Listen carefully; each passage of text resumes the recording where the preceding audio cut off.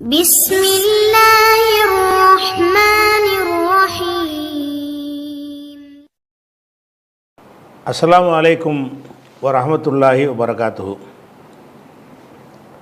அன்பிற்குரிய சகோதர சகோதரிகளே, நீங்களும் ஆலிம்களாகலாம் என்ற தினசரி வகுப்பில் வெள்ளி சனி ஆகிய 2 நாட்கள் திருக்குர்ஆன் வசனத்தினுடைய நேரடி பொருளையும் அதில் உள்ள இலக்கண விதிகளையும் கூடுதல் விளக்கங்களையும் பார்த்து வருகிறோம். அந்த வகையில் சென்ற வாரம் சூரத்துல் பக்கராவுடைய 123 வசனங்களை பார்த்து முடித்து விட்டோம். இன்றைக்கு 124வது வசனம். இந்த வசனம் என்ன சொல்லுதுன்னா, ஒ இதிபுத்தலா இப்ராஹீம ரப்புஹூ பி கலிமாத்தின் ஃபத்தம்மஹுன்ன. இதிபுத்தலான்னு வருதில்ல, இது ஒன்று இபுத்தலா ஒன்று. இது என்கிற வார்த்தையை இபுத்தலாவோட இணைக்கும் போது என்ன ஆயிரும்னு கேட்டால் இதிபுத்தலா இதின்னு ஆயிக்கிறோம். ஏன்னா இபுத்தலாவில் உள்ள ஹம்சு இபுத்தலாங்கிறது இஃப்தால, இபுத்தலைய இஃப்தால உள்ள அலிஃப் இருக்குது, அது எழுத்தில் இருக்கும். தனியாக சொல்லும்போது உச்சரிப்புலையும் இருக்கும். முன்னாடி எதோட சேர்த்துட்டோம்னு சொன்னால் அந்த அலிஃபெலாம் போயிடும். ஆரம்பத்தில் அலிஃபு உள்ள வசன்கள் இருக்குல்ல, அதில் அஃப் அளவை தவிர பாக்கி எல்லாத்துடைய அலிஃபும் உச்சரிப்பில் போயிடும். இதை உடைச்சி சொன்னோம்னா ஒ இது இபுத்தலா, சேர்த்து சொன்னோம்னா ஒ இதிபுத்தலா. முதல்ல இந்த இபுத்தலாங்கிறத எடுத்துக்கிறோம். இபுத்தலாங்கிறது இபுத்தலைய என்றால் சோதித்து பார்க்க, பரீட்சை வைக்கிறது. ஒரு ஆளை கரெக்டாக இருக்காரா இல்லையா என்று டெஸ்ட்டு பண்ணுவோம்ல, அந்த டெஸ்ட்டு பண்ணுறதுக்குரிய வார்த்தை தான் இபுத்தலா. இபுத்தலா என்றால் சோதித்து பார்ப்பது. சோதித்து பார்ப்பதுன்னா என்ன அர்த்தம்? சில செயல் திட்டங்களை ஒன்று கொடுத்து செய்கிறாரான்னு பார்க்குறது. இதில் எல்லாம் என்ன செய்கிறான்னு கேட்டால், இது இபுத்தலா இப்ராஹீம. இந்த இதுங்கிற வார்த்தை இருக்கு இல்லையா, அது உங்களுக்கு 2 அர்த்தத்தில் வரும்னு சொல்லியிருக்கிறோம். இது என்பதற்கு பிறகு இதுனா பொழுதுன்னு அர்த்தம். இதிபுத்தலா சோதித்த பொழுது அப்படின்ட்டு ஒரு அர்த்தமும் இருக்குது. சோதித்ததை எண்ணி பாருங்கள் அப்படின்ற அர்த்தமும் இருக்கிறது. அந்த சோதித்த பொழுதுன்ற அர்த்தம் செய்வோம் என்றால், சோதித்த பொழுதுன்னு சொல்லி இன்னொரு வாக்கியம் அதில் வந்திருக்கணும். அப்படி வந்துருச்சுன்னு சொன்னால், சோதித்த போது அவர் தேறினார் அப்படின்னு வந்துச்சுன்னா, அந்த இது என்பது செய்த போது வந்த போது அந்த அர்த்தத்துக்கு வந்துடும். அந்த தேறினார் அந்த மாதிரி இல்லைன்னு சொன்னால், ஒரு வாக்கியம் மட்டும் இருக்கும்னு சொன்னால், சோதித்ததை எண்ணி பாருங்கள் அப்படின்னு அர்த்தம் வந்துடும். இங்கே என்ன வருதுன்னு கேட்டால், இதிபுத்தலாண்டு வரும்பொழுது ஃபத்தம்மான்னு சொல்லி இன்னொரு வாக்கியமும் இதில் இணைஞ்சு வந்திருக்கிறது.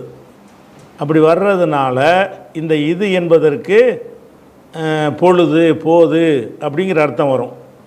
அப்போ இதிபுத்தலா சோதித்த பொழுது, இப்ராஹீம் அவர்களை சோதித்த பொழுது. இப்ராஹீம் மஃபூலு. இது வேற்றுமொழி சொல்லாக இருக்கிறதுனால இதில் என்ன வராது? ஜர்ரு தன்மீன் வராது, இப்ராஹீமன் என்று வராது. வேற்றுமொழி பெயர்களுக்கு ஜர்ரு வர்ற நேரத்தில் ஃபத்தஹ் தான் வரும், தன்மீன் வர்ற நேரத்தில் தன்மீன் இல்லாமல் வரும். அப்போது இது இபுத்தலா இப்ராஹீமை சோதித்த பொழுது. இது மஃபூலு. யார் சோதித்த பொழுது? ஃபாயில் பிந்தி வந்திருக்குது. ரப்புஹு அவருடைய இறைவன், ரப்பு இப்ராஹீம். ரப்புஹுன்னா ரப்பு இப்ராஹீம், இப்ராஹீமுடைய இறைவன் இப்ராஹீமை சோதித்த பொழுது. இதை ஆர்டர் படி கரெக்டாக சொல்கிறதா இருந்தால், இதிபுத்தலா ரப்புஹு இப்ராஹீம, இப்ராஹீமை அவருடைய ரப்பு சோதித்த பொழுது அப்படின்னு வந்துடும். சரியா? அப்போ இதிபுத்தலா இப்ராஹீமை ரப்புஹு அவருடைய இறைவன் சோதித்த பொழுது. என்ன சோதித்தான்? பி கலிமாத்தின். சோதிக்கிறதுன்னு சொன்னால் அதுக்கு உள்ள பரீட்சை தாள் கொடுக்கணும்ல, வினாத்தாள்கள். அதில் வந்து பேஸ் சேர்த்துக்கிடுவாங்க. இதிபுத்தலா இப்ராஹிம் ரப்புஹு, இப்ராஹீமை வந்து அவருடைய இறைவன் சோதித்த போது எதை கொண்டு சோதித்தான்? பி கலிமாத்தின். இந்த கலிமாத்துங்கிற வார்த்தை வந்து கலிமத்துன் என்கிற வார்த்தையுடைய பன்மை. இந்த கலிமத்து என்கிற வார்த்தைக்கு வந்து பல அர்த்தங்கள் இருக்கிறது. ஒன்று வந்து கலிமான்னு சொன்னால் சொற்கள், சொற்களுக்கு கலிமான்னு சொல்லுவாங்க. நசர ஒரு கலிமா, இதில் எடுத்துக்கிறங்களேன். இதிபுத்தலாவில் வாவ் ஒரு கலிமா, இது ஒரு கலிமா, இபுத்தலா ஒரு கலிமா, இப்ராஹிம் ஒரு கலிமா, ரப்பு ஒரு கலிமா, ஹூ ஒரு கலிமா, பே ஒரு கலிமா, கலிமாத்தின்னு ஒரு கலிமா. அப்போ கலிமா என்றால் ஒத்த சொல். இசுமு ஃபேல் ஹர்ஃப் இருக்குல்ல, ஒவ்வொரு இசுமும் அது கலிமா, ஒவ்வொரு ஃபேலும் கலிமா, ஒவ்வொரு ஹர்ஃபும் கலிமா. இது கிராமரில் கலிமாவுடைய கலிமாக்கள் 3 வகை இருக்குது. இஸ்மு ஃபேல் ஹர்ஃபுன்னு படித்தோம்ல, அது எல்லாமே கலிமா. கலிமான்னு சொல்லி இது நகுவில் சர்ஃபில் அந்த வார்த்தை பயன்படுத்தப்பட்டால் சொற்கள்னு அர்த்தம். இது நகுவில் தான் இந்த அர்த்தம் செய்யணும். கலிமத்துனா சொற்கள்ங்கிறது நகுவில் சர்ஃபில், அதில் கலிமான்னு போட்டாங்கன்னு கேட்டால் என்ன செய்யணும்? கலிமான்னா சொல்லு. அந்த எது சொல்லு? வாங்கிற ஹர்ஃப் இருக்குல்ல, அதுவும் சொல்லு தான். இதுங்கிறது ஹர்ஃப் இருக்குல்ல, அதுவும் சொல்லு தான். இபுத்தலாங்கிற வினை சொல்லு இருக்குல்ல, அதுவும் சொல்லு தான். எல்லாமே கலிமா தான். அப்போ கலிமத்துங்கிற வார்த்தைக்கு வந்து நஹ்வு சர்ஃபு பாடங்களில் அதுக்கு அர்த்தம் என்னன்னு கேட்டால் சொற்கள், வாக்கியமாக இல்லாமல். ஜெய்துன் காயிமுன்னு சொன்னால் அது கலாம், வாக்கியம். ஜெய்துன் என்பதும் காயிமுன் என்பதும் 2 கலிமா. அப்போ கலாம்னு சொன்னால் வாக்கியம், கலிமா என்று சொன்னால் சொல், வார்த்தைன்னு அர்த்தம். இது அகராதி, இது நஹ்வு சர்ஃபில் தான். மற்ற இடங்களில் என்ன அர்த்தம் வரும்னு கேட்டால் கலிமத்துன்னா பேச்சு, எதெல்லாம் பேசுகிறோமோ அதெல்லாம் கலிமா தான். அப்போ வார்த்தையும் கலிமாவாயிரும், வாக்கியமும் கலிமாவாயிரும். இப்போ இதிபுத்தலா இப்ராஹிம் ரப்புஹுன்னு சொல்கிறோம்ல, அது கலிமா தான். இப்போ லா இலாஹ இல்லல்லாஹும் கலிமா தானே. கலிமா தையிபு, கலிமா ஷஹாதான்லாம் சொல்கிறாங்கல்ல, அதெல்லாம் ஒரு கலிமான்னு சொல்கிறோம். கலிமாங்கிறது பேச்சு. அதாவது ஒத்த சொல்லாக இருந்தாலும் அதுவும் பேச்சு தான். 1.5 மணி நேரம் நீங்கள் பேசினாலும் அதுவும் பேச்சு தான். எல்லாத்தையும் குறிக்கக்கூடியதாக ஆயிரும். அந்த நகுவுடைய அர்த்தம் வராது. கலிமான்னா பேச்சு. கல்லமை பேசினான், மூசா நபி அல்லாஹ்விடத்தில் பேசினார்னா அதுக்கு கல்லமேன்னு போடுவாங்க. என்ன பேசினார்? எந்த பேச்சு பேசினாலும் கல்லமை தானே, பேச்சு தானே. அப்போ கலிமாத்துங்கிற வார்த்தைக்கு பேச்சு என்கிற அர்த்தமும் இருக்கிறது. பேச்சுன்னா கொஞ்சம் விரிந்த அர்த்தமாயிரும். நஹ்வு சர்ஃபில் அர்த்தம் சுருங்குன அர்த்தம். பேச்சில் தனித்தனியான சொற்களை மட்டும் குறிக்கிறது நஹ்வு சர்ஃபில். மற்ற துறைகளில் கலிமான்னு சொன்னால் பேச்சுக்கள். கலிமத்துனா ஒரு பேச்சு, கலிமாத்துனா நிறைய பேச்சு. அது ஒரு அர்த்தம் இருக்குது. அதுபோக இந்த கலிமாங்கிறது வந்து ஒரு கொள்கை, ஒரு சித்தாந்தம், ஒரு கருத்தை சொல்கிறோம்ல, அதுக்கும் கலிமான்னு சொல்லுவாங்க. கலிமான்னா கலிமத்து தௌஹீத், தௌஹீதுடைய கலிமா அப்படின்னா தௌஹீதுடைய கொள்கை. ஒரு கொள்கையை அது ஒரு கருத்தை சொல்லுத, வணக்கத்துக்குரியவன் அல்லாஹ்வை தவிர யாரும் இல்லை அப்படிங்கிற மொத்த கருத்து வந்து அது ஒரு கொள்கையை சொல்லுகிறது. அந்த கொள்கையை சொல்லக்கூடியதை வந்து கலிமான்னு சொல்லுவாங்க. கலிமான்னா வார்த்தைகள், பேச்சுக்கள், கொள்கைகள் அப்படின்னு இருக்குது. சிலது வந்து கலிமா 4 அர்த்தம் ஆச்சா. இன்னும் சில இடங்களில் என்ன வரும்னு கேட்டால் காரியங்கள். அதாவது சொல்ல இருக்கணும்னு அவசியம் கிடையாது, சொல்ல கொண்டு தான் சோதிக்கணும்னு கிடையாது. சில காரியங்களை சொல்லி செயலை கொண்டு கூட சோதிக்கலாம்ல. அப்போ சில காரியங்கள் என்கிற அர்த்தமும் இருக்கிறது. அப்போ காரியம்னா என்னது? இப்போ தொழுவுறது, நோம்புலாம் இருக்குது, அதெல்லாம் சொல்லா, அது ஒரு செயல் தானே. அது கூட கலிமான்னு சொல்லலாம், அது ஒரு காரியம். கலிமான்னா காரியம், கலிமான்னா வார்த்தை, கலிமான்னா பேச்சு, கலிமான்னா கொள்கைன்னு இப்படி பல அர்த்தம் உள்ள ஒரு சொல்லு தான் கலிமத்துங்கிற வார்த்தை. இங்கே வந்து சோதிக்கிறத பற்றி வரும்போது நம்ம என்ன அர்த்தம் நமக்கே விளங்கி போயிடுது. இப்ராஹிம் நபியை வந்து அல்லாஹ் சோதித்தான்னா வார்த்தையை கொண்டு சோதித்தாண்டா இது அர்த்தம் இருக்கான? வார்த்தையை கொண்டு இப்படி சோதிக்கிறது, வார்த்தையை கொண்டு சோதிக்க முடியாது. வாக்கியங்களை கொண்டு சோதிக்க முடியுமான்னா அது மீனிங் வரல. சோதிக்கிறதுக்கு வந்து மேட்சாக வாக்கியங்கள்ங்கிறது வராது. அப்போ வேறு என்னவாக தான் இருக்கணும்? கொள்கைகளை கொண்டு சோதிக்கிறதுனா கொள்கையில் ஒரு தெளிவாக தான் இருந்தார், அதை போய் சோதிக்கிறதுக்கு ஒன்றும் இல்லை. களிமத்தின காரியங்கள் இந்த இடத்துல என்னது சோதித்தல்னு வரும்போது பலவிதமான புள்ளை அறுக்க சொல்லி எல்லாம் கட்டளையிட்டான். அது ஒரு காரியம்தானே, அந்த காரியத்தை கொண்டு தானே சோதிக்கிறான். அந்த செயலை செய்கிறாரா இல்லையான்னு சோதிக்கிறான். இதில் வார்த்தைக்கு வேலை இல்லை. அப்போ வந்து இந்த களிமாங்கிறதுக்கு இந்த சோதித்தலுக்கு பின்னாடி வர்றதுனால இந்த இடத்துல என்னன்னு கேட்டால் சில காரியங்கள், களிமத்துனா ஒரு காரியம், களிமாத்து என்றால் சில காரியங்கள், சில பல ஒன்றுக்கு மேலே. அப்போ சில காரியங்கள் மூலம் காரியங்களை கொண்டு அல்லாஹ் சோதித்தான். அப்போ இப்ராஹிம் நபி வந்து கொள்கையில் உறுதியாக இருக்கிறாரா, இவர் சரியான நிலையில் இருக்கிறாரா என்பதற்காக, எனக்காக எந்த தியாகமும் இவர் செய்வாரா அப்படிங்கிறதுக்காக வேண்டி அல்லாஹ் என்ன செஞ்சான்னு கேட்டால் பல காரியங்களை வச்சு சோதித்தான். ஒன்று ரெண்டு கிடையாது. களிமாத்தின் பல காரியங்களை கொண்டு அவரை சோதித்து பார்த்தான்.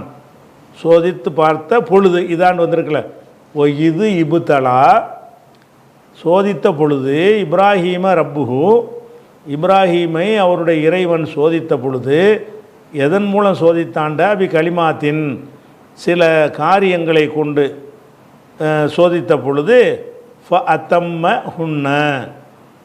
ஹுன்னா அவற்றை ஹுவஹுமாஹும் ஹியஹுமா ஹுன்ன லமீர், அந்த ஹுன்னை எதை குறிக்கும்னா களிமாத்தின் முன்னாடி வந்திருக்குல்ல அதுதான். அத்தம்மல் களிமாத்தி, அத்தம்ம ஹுன்னா அத்தம்மல் களிமாத்தி, அந்த காரியங்களை அவர் முழுமையாக்கினார். எந்த அத்தம்ம என்றால் பூர்த்தி, தமாம்னு சொல்கிறோம்ல, தம்மண்டா முழுமை அடைந்தது, அத்தம்ம என்றால் முழுமை ஆக்கினான். அத்து மம, அத்தம்மாவுடைய அசல் என்ன? அத்து மம அஃபு அல. அத்து மமன்னு சொல்ல முடியுமான்னா சொல்ல முடியாது. ஏன்னு கேட்டால் ஒரே எழுத்து ரெண்டு தடவை வந்துட்டதுனால அதை சத்து பண்ணி என்ன செய்யணும் சொல்லணும். அத்து மம, இந்த மீமுடைய ஃபத்தஹ் அங்கே கொண்டே போட்டுட்டு அத்தம்ம. அத்தம்ம என்றால் பூர்த்தி ஆக்கினான். தம்மண்டா பூர்த்தியானது, அத்தம்ம என்றால் பூர்த்தி ஆக்கினான். அஃபு அலவுடைய வசம். அப்போ அத்தம்ம உள்ள வந்து ஃபாயில் வந்து உள்ளக்க இருக்குது, அவருங்கிறது இப்ராஹிம். அத்தம்ம இப்ராஹிம் முழுமைப்படுத்தினார். ஹுன்ன அந்த காரியங்களை பூரணமாக செஞ்ச. பாஸ் மார்க் இல்லை, 100 மார்க்குன்ற அர்த்தம். அத்தம்மண்டா ஃபுல்ண்டா தானே, முழுமைண்டா. அத்தம்ம ஹுன்னு சொன்னால் அந்த காரியங்களில் முழு அளவுக்கு நிறைவேற்றினார், பூர்த்தியாகவே ஆக்கிவிட்டார்.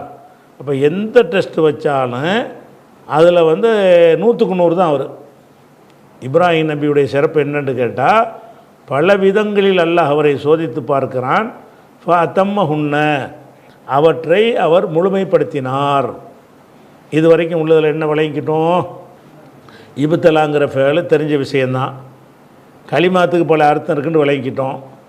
அத்தம்மங்கிறது அஃபாலன்னு விளங்கிக்கிட்டோமா? இது வரைக்கும் வைத்துக்கொண்டு அடுத்து வேறு விஷயங்கள் வருகிறது.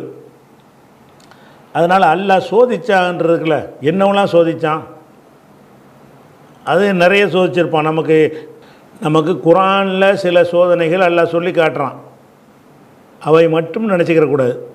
அப்போ குரானில் வந்து அல்லாஹ் சில சோதனை வைத்ததை நமக்கு எடுத்து காட்டுகிறான். அது விரல் விட்டு எண்ணக்கூடிய அளவில் தான் இருக்கிறது. அவ்வளவுதான் சோதனை நம்ம எடுத்துக்கிற கூடாது. நிறைய நான் சோதித்தேன், அவர் ஜெயிச்சிட்டாருங்கிறான். சிலதை சொல்லி இருக்கிறான், சொல்லாமல் எத்தனையோ சோதிச்சிருப்பான். எந்த டெஸ்ட் வச்சாலும் தெரிவார் அவர். அல்லாவுக்காகன்னு சொன்னால் எதையும் செய்வார் அவர். அப்படிங்கிறது தான் அதுக்கு அர்த்தம். அப்போ இந்த அர்த்தத்தை விளங்கின பிறகு இந்த இடத்த அப்படி நிப்பாட்டிட்டு என்ன செய்யணும்னு கேட்டால், நமக்கு சொல்லித்தரப்பட்ட அவருக்கு சோதனைகள் இருக்குல்ல, என்னென்ன சோதனைகள்லாம் அவருக்கு வச்சாங்கிறத நமக்கு சொல்லி காட்டப்படுது. முதலாவது சோதனை என்னென்னு கேட்டால் இப்ராஹிம் நபி சோதனை. ஊர் உலகம் சொந்த பந்தம் எல்லாத்தையும் டிக்ளேர் பண்ணி எதிர்த்துட்டு உனக்கும் எனக்கும் சம்பந்தம் கிடையாதுன்னு டிக்ளேர் பண்ணு. இது வந்து பெரிய சோதனை. ஒரு சமுதாயத்தில் போய் சத்தியத்தை சொல்லும்போது எப்படி மனிதர்களுடைய சுபாவம் இருக்கும்னு கேட்டால், அந்த மனிதர்களுக்கு ஏற்றவாறு கூனி குறுகி வளைந்து நெழுகி நழுவி பூசி மொழிகி தான் விஷயத்தை சொல்லுவாங்க. ஆனால் இவருக்கு எல்லாம் என்ன செஞ்சான்னு கேட்டால், இப்ராஹிம் நபிக்கு ஒரு சோதனை வச்சான். என்ன சோதனைன்னு கேட்டால், நீ போய் உன் மக்கள்கிட்ட சொல்லு. என்னன்னு சொல்லணும்? நீங்கள் அல்லாஹ்வை மட்டும் வணங்குற வரைக்கும் உனக்கும் எனக்கும் ஆவாது, உனக்கும் எனக்கும் சண்டை தான், உனக்கும் எனக்கும் பகை தான் இப்படின்னு டிக்ளேர் பண்ண சொன்னான். இது வந்து பொதுவாக அவங்க தான் டிக்ளேர் பண்ணி நம்ம பார்த்துருக்குறோம். எல்லா காலகட்டங்கள்லையும் சத்தியத்தை நம்ம சொன்னோம்ல, தமிழகத்தில் தௌஹீதை சொல்லும் பொழுது உனக்கு எனக்கு சம்மந்தம் இல்லைன்னு டிக்ளேர் பண்ணது அவன் தான் பண்ணான். பள்ளிக்கு வராதே, தொழு வராதே, வெளியே போ அப்படின்னு சொல்லி அவன் டிக்ளேர் பண்ணான். இவருக்கு என்ன சோதனைன்னு கேட்டால், இவர் சத்தியத்தை சொல்லும்போது டே நீ வேற நான் வேற, உனக்கு எனக்கு ஆகாது, இதெல்லாம் நமக்கு சுமத்தப்படும் போது தாங்கி கொள்கிற விஷயம் வேறு. இவருக்கு அல்லாஹ் சுமத்தவே செய்கிறான். எப்படி சுமத்துறான்? நீ சொல்ல வேண்டிய விஷயம் என்னன்னு கேட்டால், உங்களுக்கும் எங்களுக்கும் ஒட்டுமில்லை உறவும் இல்லைன்னு சொல்லிட்டு பயான் பண்ணு. அது அந்த வசனத்தை சொல்கிறான் பாருங்க. அல்லாஹ் அது காணத்திலக்கும் உசுவத்துன் ஹசனத்துன், உசுவத்துனா முன்மாதிரி, ஹசனத்துனா அழகான முன்மாதிரி, உசுவத்துன் ஹசனான்னா அழகான முன்மாதிரி. அது காணத்திலக்கும் உங்களுக்கு இருக்கிறது, உசுவத்துன் ஹசனா அழகான முன்மாதிரி இருக்கிறது இப்ராஹீம, இப்ராஹிமிடத்தில் நமக்கு சொல்லி காட்டுறான் உங்களுக்கு அழகான முன்மாதிரி இருக்கிறது. ஒல்லதீன மாஹு, அவரோடு இருந்த மக்கள் இருக்காங்கள்ல, சஹாபாக்கள், இப்ராஹிம் நபியுடைய சஹாபாக்கள், அவங்கள்ட்டையும் உங்களுக்கு அழகான முன்மாதிரி இருக்கிறது. எதில் முன்மாதிரி இருக்கிறது? இது காலு, அவர்கள் சொன்னார்கள், கௌமியும் தங்களுடைய சமுதாயத்தில் போய் சொன்னார்கள். என்ன சொன்னார்கள்னா, இன்னா புராவு மின்கும், நாங்கள் உங்களை விட்டு விலகியவர்கள், ஒ மிம்மா தாபுதூன மிந்தூன் இல்லா, அல்லாஹ்வை விட்டு விட்டு நீங்கள் வணங்குகிறீர்களே அதை விட்டும் நாங்கள் உங்களை விட்டும் விலகிட்டோம், நீங்கள் வணங்குகிற போலி தெய்வங்களை விட்டும் விலகிட்டோம். கஃபர்னாபிக்கும், உங்களை நிராகரிக்கிறோம். ஓ பதா பைனனா ஓ பைனக்குமுல் அதாவத்து, எங்களுக்கும் உங்களுக்கு மத்தியிலே பகைமை வெட்ட வெளிச்சமாகிவிட்டு, பதாண்டா தெளிவாகிவிட்டது. ஒல் பகுலாவு, அதாவது வெறுப்பும், பகுலாண்டா வெறுப்பு, அதாவதுனா பகைமை, பகைமையும் வெறுப்பும் வெளிப்படையாகவே ஆகிவிட்டது. அபதன், என்றென்றும் நிரந்தரமாக உனக்கும் எனக்கும் பகை தான். எது வரைக்கும் பகை? ஹத்தா தூமினோ பில்லாஹி வஹதஹு, அல்லாஹ்வை மட்டும் நீங்கள் நம்பிக்கை கொள்ளும் வரை உனக்கும் எனக்கும் சங்காத்தம் கிடையாது என்று அவர் சொன்னார்ல, அதில் உங்களுக்கு முன்மாதிரி இருக்குதுன்னு நல்லா நமக்கு சொல்லி காட்டுறான். அப்போ இது வந்து தாவா பண்ணும் பொழுது சத்தியத்தை சொல்கிறவங்க சொல்லுவாங்க, அசத்தியவாதி தான் ஒதுக்கி வைப்பான், அசத்தியவாதி தான் விரட்டுவான். இவருடைய ஸ்டைல் என்ன மாதிரி இருந்துச்சுன்னு கேட்டால், இதுதான் நமக்கு எல்லாம் இப்போ நம்மளை அப்படி தான் செய்யணுங்கிறான். நம்மளும் என்ன செய்யணும்? நீ என்னடா என்னையும் ஒதுக்குறது, நான் உன்னையும் ஒதுக்கிட்டேன்னு சொல்லணுமா? அப்போ இது சாதாரண சோதனை கிடையாதுங்க. ஒரு பெரிய சமுதாயத்தை எதிர்த்து ஆண்டாண்டு காலம் ஊறி போன ஒரு நம்பிக்கையை எதிர்த்து பிரச்சாரம் பண்ணுறாரு. அதுலேயும் அவன் கடும் கோபத்தில் இருக்கிறான். அவங்ககிட்ட போய் உனக்கும் எனக்கும் சங்காத்தமே கிடையாது, வெறுப்பு தான், பகை தான், சண்டை தான் அப்படின்னு சொன்னால் இதனுடைய விளைவு என்னவாக இருக்கும்? கடுமையான அடி உத அதெல்லாம் நமக்கு சொல்லப்படலை, சொல்லாட்டாலும் நமக்கு விளங்குது. ரசூல்லா காலத்தில் எப்படி அடியாடி நடிச்சிருக்காங்கன்னா, அதுக்கு முந்தின காட்டு மிராண்டி காலம் சும்மா விட்டுருப்பாங்களா?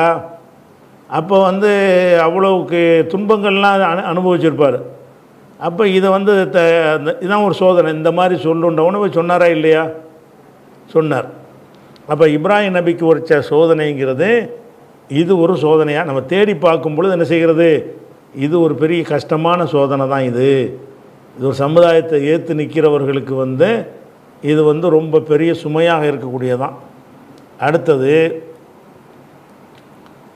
ஒரு மன்னர் என்ன செய்கிறான்னு கேட்டால், அவர்கிட்ட விவாதம் பண்ணுறான். மன்னர் பேர் நமக்கு சொல்லப்படலை. நம்ரூதுன்னு சொல்லி பயான்களில் சொல்லுவாங்க. அப்படி எந்த ஒரு குரான் ஹதீஸில் அப்படி ஒரு ஆதாரம் இல்லை. ஆனால் ஒரு மன்னர் இருந்திருக்காருன்னு இருக்கான். நம்ரூது கதையெல்லாம் சொல்லி வச்சுருப்பாங்க. அவ்வளோங்கதா. நம்ரூதுன்ற ஆள் பேரே இல்லைங்கும்போது கதை எங்கேருந்து போகிறது, அது நமக்கு தேவையில்லை. ஆனால் இப்ராஹிம் நபி வந்து ஒருத்தன்ட்ட போய் நெஞ்சார்னு கேட்டால் இறைவன் சம்பந்தமாக வந்து ஆத்தாகும். அந்த ஒருத்தன் சாதாரண ஆள் கிடையாது. அலம் தர இலல்லதி ஹாஜ்ஜ இப்ராஹிம, இப்ராஹிமிடத்தில் விவாதம் பண்ணினானே அவனை நீ பார்க்கவில்லையா? எது சம்பந்தமாக விவாதம் பண்ணுனா? ஃபி ரப்பிஹி, அவருடைய இறைவன் தொடர்பாக விவாதம் பண்ணுறான். என்னடா இறைவன் இங்கே வந்து என்கிட்ட சொல்லு பார்ப்போம் அப்படின்னு ஒருத்தன் விவாதம் பண்ணுறான். யார்கிட்ட? இப்ராஹிம் நபிட்ட. என்ன மாதிரி விவாதம் பண்ணுறான்னு கேட்டால், அந்த மனிதன் எப்படிப்பட்டவன் கேட்டால், அன் ஆத்தாஹுல்லாஹுல் முல்க, அவனுக்கு அல்லாஹ் முல்கை அதிகாரத்தை கொடுத்ததற்காக வேண்டி விவாதம் பண்ணுறான். அப்போ ராஜான்னு வழங்குது. இப்ராஹிம் நபி ஒருத்தன்ட்ட விவாதம் பண்ணாங்கன்னு சொன்னால் அவன் சாதாரண ஆள் கிடையாது, அவன் ஒரு மன்னராக இருக்கிறான். அவன்கிட்ட போய் விவாதம் பண்ணுறாரு. அப்போ விவாதம் எப்படி பண்ணுறாரு? இவனுடைய இறைவன் யாருன்னு கேட்கும்போது, ரப்பி அல்லது யுஹி ஓ யுமீத்து, என் இறைவன் உயிராக்குவான் மரணிக்க செய்வான், அதான் இறைவன். இறைவனை பற்றி அவனுக்கு விளக்குறார். அவன் என்ன செய்கிறான்னு கேட்டால், அன உஹி ஒமீத்து, நானும் உயிராக்குவேன் நானும் மௌத்தாக்குவேங்கிறான். இவன் எந்த அர்த்தத்தில் அவர் என்ன அர்த்தத்தில் சொல்கிறாருன்னு கேட்டால், இல்லாத ஒன்றைக்கு வந்து உசுரை கொடுத்து அல்ல ஆக்குவான், உசுறு இருக்கிற ஒன்றை வந்து உசுறு இல்லாமல் ஆக்கி விட்ருவான். அதான் யுஹியோ யுமீத்துக்கு அர்த்தம். அவர் அதை சொல்கிறாரு. இவன் என்ன சொல்கிறான்னு கேட்டால், அன உஹியோ யுமீத்து, நானும் உயிராக்குவேன் மரணிப்பேங்கிறான். இவன் எந்த அர்த்தத்தில் செய்கிறான்னு கேட்டால், நான் நினச்சேன்னு சொன்னால் ஒருத்தனை உசுரோட விட்டு வைப்பேன், நினச்சேன்னா கொண்டு விடுவேன். என்கிட்டே அந்த இருக்குது. நான் நினச்சா இந்த இங்கே இருக்கிறவனா கூப்பிட்டு நான் என்ன செய்வேன், நினச்சா அவனை கொன்றுருவேன், அப்போ மௌத்தாக்குறேன். அல்லது கொல்லாமல் விட்டுருவேன், உயிராக்குறான். இது உயிராக்குறது அர்த்தம். கொல்லாமல் விட்டான்னு சொன்னால் உயிராக்கிறேன் எவனா சொல்லுவாங்களா? மௌத்தாக்குறதுன்றா சொல்லுவாங்க. இவங்க ஒரு ஆளை பிடிச்சி கொன்று விட்டான்னு வைங்க, மௌத்தாக்கிட்டான், சரி அது ஓகே. கொல்லாமல் விட்டுட்டான்னு வைங்க, உயிராக்கிட்டான்டா அர்த்தம். அவன் தான் உயிரோடு ஏற்கனவே இருக்கிறானே. அப்போ இவன் மடப்பையன்னு வழங்குவேன்ட்டேன். நம்ம என்ன சொல்கிறான், இவன் என்ன சொல்கிறான்? இவன் உயிரோடு விட்டு விடுவதை வந்து உயிர் ஆக்குறதுங்கிறான். இப்ராஹிம் சொன்னது வந்து உயிர் இல்லாத ஒன்றை உயிர் கொடுத்து உருவாக்குதலை சொல்கிறாரு. இவன் என்ன செய்கிறான்னு கேட்டால், சாவடிக்காமல் விட்றான்ல, அதான் உயிராக்குறதுங்கிறான். அப்போ வந்து இவன் பதில் இவன் கிறுக்கு பையன் விளங்கிட்டாங்களா? அப்போ என்ன செய்கிறாங்கன்னா, இவன்ட்டு வேறு பேச்சு, இந்த பேச்சு சரியாக வராது, வேறு ஸ்டைலில் பேசுவோன்ட்டு என்ன செய்கிறாங்க, இப்ராஹிம் சொன்னார், இன்னல்லாஹ் ஏத்தி பிஷம்சி மினல் மஷ்ரிகி, இறைவன் வந்து கிழக்கிலிருந்து சூரியனை உதிக்க செய்கிறான். ஃபத்தி பிஹா மினல் மகரிபி, நீ வந்து மகரிபிலேருந்து மேற்கிலேருந்து என்ன செய்ய, உதிக்க வை, அதை கொண்டு வா அப்படின்னோடனே, ஒபுஷித்தல்லதி கஃபர், அந்த காஃபிர் வந்து வாயடைத்து விட்டான். ஒல்லாஹுலா யஹதில் கௌமல் ஆலிமீன், அநியாயக்காரனுக்கு அல்லாஹ் வந்து நேர்வழி காட்ட மாட்டான்னா, இது வந்து ஒரு கொடுமையான ஒரு ராஜாவுக்கு போய் இந்த கொள்கை முழக்கத்தை சொல்கிறதுங்கிறது, எதிர்த்து நிற்கிறதுங்கிறது, சரிக்கு சரியாக நின்றுக்கிட்டு வாதம் பண்ணுறதுங்கிறது, இந்த மாதிரியான ஒரு விஷயம் ஒரு சோதனை தானே. ரசூலுல்லாஹ்லாம் பிரச்சாரம் பண்ணாங்கன்னா அங்கே எந்த ஒரு ராஜாவும் இருக்கவில்லை, காட்டு மிராண்டி சமுதாயம் இருந்தார்கள்.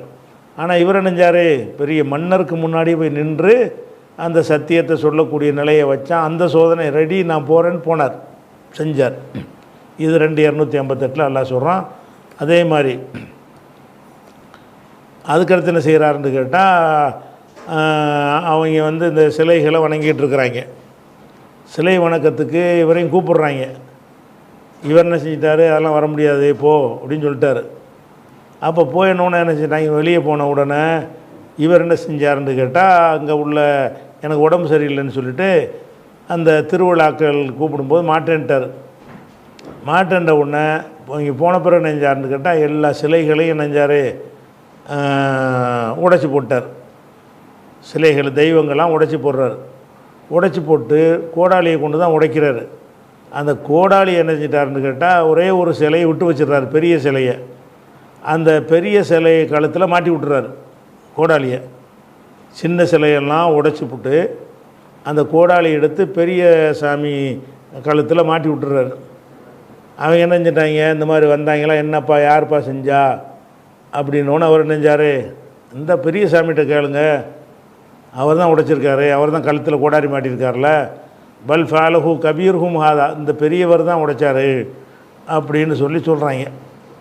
அப்போ அவங்க என்ன செய்கிறாங்க, யோசிச்சு போகிறாச்சோ இல்லை அம்புசிக்கும் இப்போ காலம் இன்னக்கும் மொத்தத்தில், ஆமாடா நம்ம தான் அநியாயம் பண்ணிட்டோம், நம்ம தான் தப்பான கொள்கைகள் இருக்கணும் விளங்குது அவங்களுக்கு.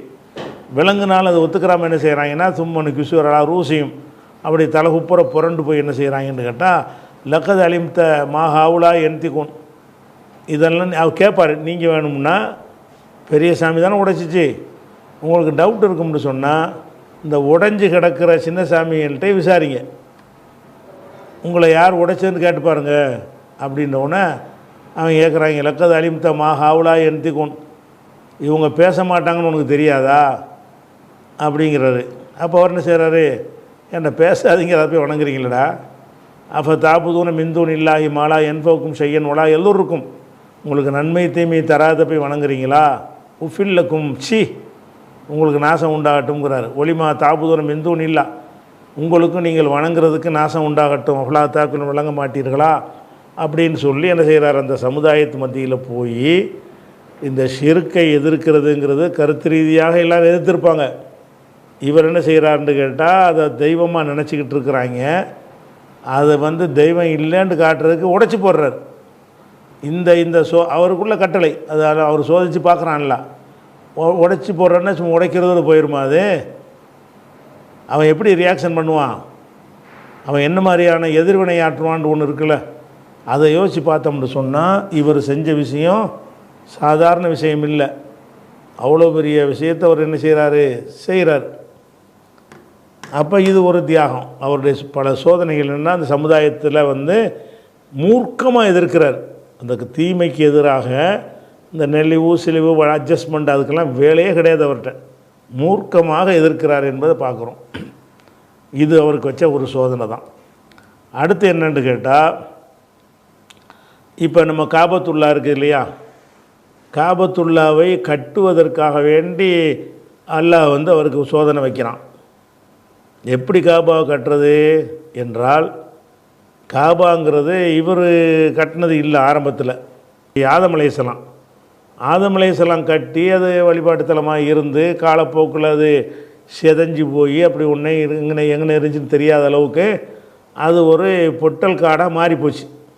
கட்டிய காபாவும் அதை சுற்றி இருந்த மக்களும் குடியிருப்புகளும் எல்லாமே அழிஞ்சு போய் இந்த இடத்துல தான் காபத்துல்லா இருந்துச்சுன்னு சொல்ல முடியாத அளவுக்கு எல்லாமே இதாக போயிடுச்சு.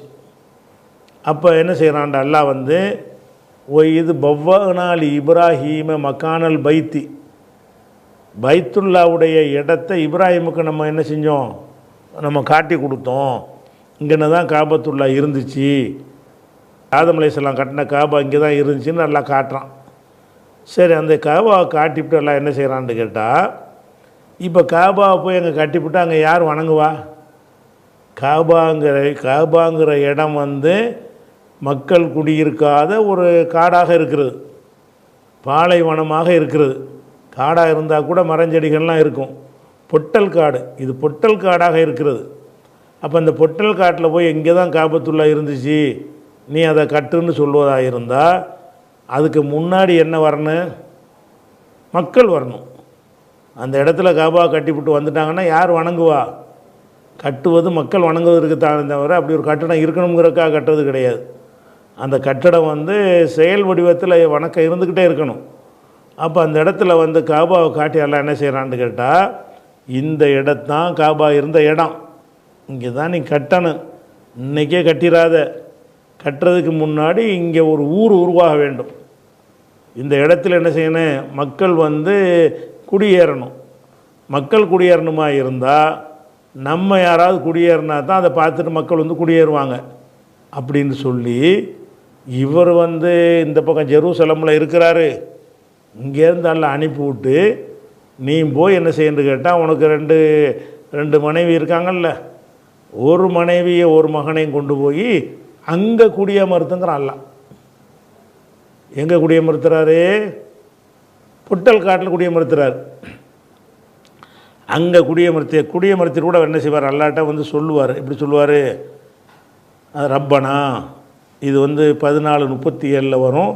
ரப்பனா, எங்கள் இறைவா, இன்னி அஸ்கன்து மின் துர்ரியத்தி, என் சந்ததிகளை நான் குடியமர்த்தி விட்டேன். பிவாதின், ஒரு பள்ளத்தாக்கில், கைரி தி ஜராயின், எந்த ஒரு விளைச்சலும் இல்லாத, ஜரான்னா விளைச்சல், பயிர் பச்சைகள், எந்த ஒரு விளைச்சலும் இல்லாத ஒரு பள்ளத்தாக்கில் நான் குடியமர்த்திட்டேன். இந்த பைத்திக்கல் முஹர்ரம், அப்போ பைத்துலாம் இல்லை, அந்த இருந்த இடம். இந்த பைத்திக்கல் முஹர்ரம், புனிதமான உனது வீட்டுக்கு அருகில் நான் குடியமர்த்தி விட்டேன். அப்போ காபத்துல்லாவே கட்டளை, கட்டாந்தரையாக பொட்டல் வழியாக இருக்கிறது. அங்கே கொண்டு போய் எங்கள் குடும்பத்தை குடியமர்த்துகிறேன். எதற்காக வேண்டி? ரப்பனா அலி யுகைமு சலா, அவங்க தொழுகையை நிலைநாட்டுவதற்காக வேண்டி நான் குடியமர்த்துகிறேன். இவங்க மட்டும் குடியிருந்தால் அது வந்து ஊராக ஆகுமா? ஆகாது. ஃபஜா அல் அஃபீதத்தமினன் நாசி, மக்களுடைய சில உள்ளங்களை நீ வந்து தகவி இலையும், இவர்களை நோக்கி வரக்கூடியதாக நீ மாற்று. ஒருசுக்கும் என சமராத்தி, இவர்களுக்கு கனிகளை உணவாக வழங்கு. லல்லஹும் யஷ்குரூன் அப்படின்னு சொல்லி, அப்போ எங்கே கொண்டே அல்லாஹ் வந்து பைத்துல்லா இருக்கிற இடத்த காட்டிவிட்டான். காட்டுன உடனே அன்னைக்கே கட்டுன்னு சொல்லலை. எப்போ கட்ட சொல்கிறான்? இடத்த காட்டிட்டு இங்கே கட்டணும். கட்டுவதற்கு நீ ஒரு பெரிய தியாகம் செய்யணும். கட்டடத்தை கட்டுறது பெரிய தியாகம் கிடையாது. அந்த கட்டடம் கட்டுவதற்கு ஒரு ஊர் அமைய வேண்டும். எங்கே அமையணும்? குடிக்க தண்ணி கூட இல்லாத ஒரு இடத்துல அமையணும். புற்பூண்டுகளும் முளைக்காத ஒரு இடத்துல அமையணும். அமைகிறதா இருந்தால் நீ அங்கே போய் என்ன செய்யணும்? நீ உன் குடும்பத்தை கொண்டு வை. இது என்ன பெரிய சோதனை, இது எவ்வளோ கஷ்டமான சோதனை. அந்த சோதனை எல்லாம் என்ன செய்கிறான் வச்சு வந்து அவரை சொன்னோன்னா கொண்டு விடுறார்.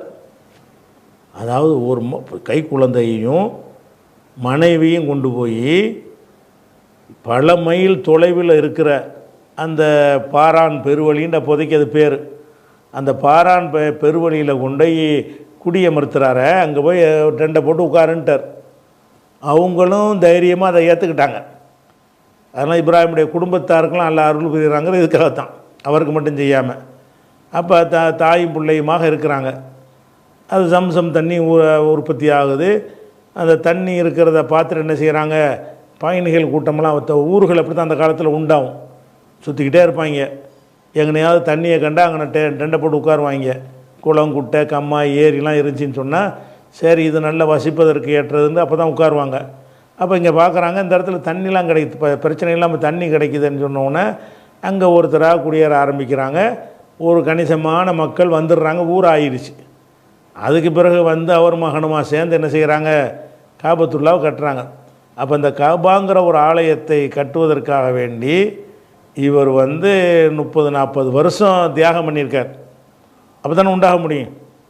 30-40 வருஷம் வந்து அவர் பையனும் சேர்ந்து வேலை செய்கிறதா இருந்தால் அவர் ஒரு உழைக்கக்கூடிய வயசு அடைஞ்சார்னு வருதில்ல, அப்படி வர்றதா இருந்தால் இவருக்கு 40 அவருக்கு 20 25 இருக்கணும். அப்போ அவ்வளோ பெரிய வருஷ காலத்திற்கு என்ன செய்கிறாரு, பிள்ளைகளெல்லாம் 25 வயசாவது இருக்கணும் அந்த பையன் வளர்ந்த ஆளாகிற வரைக்கும். அப்போ 25 வருஷத்துக்கு ஒரு பொம்பளையை கொண்டு போய் கை குழந்தையை கொண்டு போய் விடுறதுன்னா சின்ன விஷயமா? அது வந்து பார்த்துக்குருவார், வேறு விஷயம். வந்து பார்த்து கொண்டாலும் கூட அப்படி யாராச்சும் இருப்பாங்களா? யாராவது இருக்க முடியுமா? ஒரு பெண்களால் அப்படி இருக்க முடியுமா? முடியாது. இவர் கொண்டே இருக்க வச்சார். இது வந்து இது வரைக்கும் சொன்ன தியாகத்திலாம் பெரிய தியாகம் இதுதான். இதனுடைய தொடர்ச்சி நம்ம நாளைக்கு பார்க்கலாம்.